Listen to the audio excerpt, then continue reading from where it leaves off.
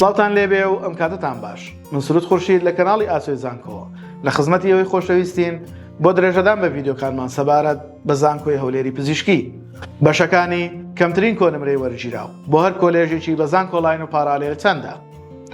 ئێوەش بۆ وەرگرتنی زانیاری لە درێژەی ڤیدیۆ لەگەڵمان بن.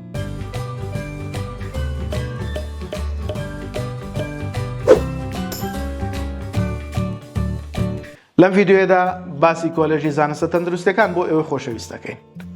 بزانین بەشەکانی کۆلێژی زانستە تەندروستیەکان لە زانکۆی هەولێری پزیشکی چین، کەمترین کۆنمرەی وەرگیراویان بە پارالێل و بە زانکۆلاین چەندە.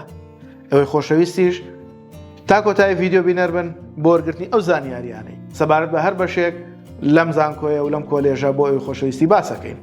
لایک و کۆمنت سبسکرایبی کەناڵەکەمان لە یاد مەکەن و هاوڕێیانتان ئاگادار بکەنەوە بۆ ئەوەی ئەوانیش سوود لە ڤیدیۆکانمان وەربگرن.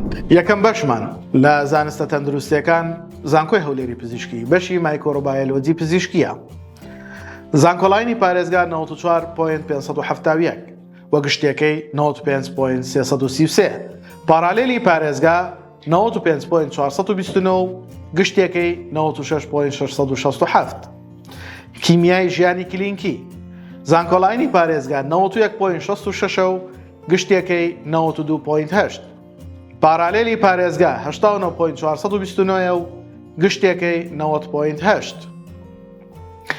بەشی چارەسەری سروشتی لە زانکۆی هەولێری پزیشکی کۆلێژی زانستە تەندروستیەکان 89.4 زانکۆلاینی پارێزگایە و گشتێکەی 90.831 پارالێلی پارێزگا 87.649 و گشتێکەی 89.333 بەشی تەندروستی کۆمەڵ 78.857 زانکۆلاینی پارێزگایە و گشتێکەی 84 پارالێلی پارێزگا 72.667 و گشتێکەی 90.4 ئەزیزانم بەشی تەندروستی کۆمەڵ یەکێکە لەو بەشە گرنگانەی کە لە ژیانی ڕۆژانە و زۆربەی بوارەکانی ژیانی ڕۆژانەمانە بەکاردێت. بۆ نمونە ئەو هەڵمەتانەی بۆ کوتان دژی نەخۆشیەکانن وەکو سوورێژە و فلیجی مناڵ و ئەوانی تر. هەروەها لە کاتی پەتای نەگریسی کۆڕۆنادا ئەو ڕێنمایە و ئەو زانیاریانەی کە بە خەڵکی ئەدران بۆ خۆپاراستن بۆ خۆپارێزی، هەروەها ئەو ڕێگە چارەسەرانی کە بۆ هەر نەخۆشیەک هەیە ئەوە لە ڕێگەی تەندروستی کۆمەڵەوە سەرپەرشتیەکرێن. هەروەها ئەو شوێنە گشتیانەی وەکو سەرتاشخانەکان یاخود جوانکاری و ئەو شوێنانەی کە تایبەتن یا پەیوەستن بە خەڵکەوە وەکو چێشتخانەکان هەمووی لە ڕێگەی تەندروستی کۆمەڵەوە سەرپەرشتی ئەکرێت. کۆتا بەشمان لە کۆلێژی زانستە تەندروستیەکان و زانکۆی هەولێری پزیشکی بریتیە لە بەشی خۆراکزانی و پارێزی. ئەم بەشەش بەشێکی نوێیە.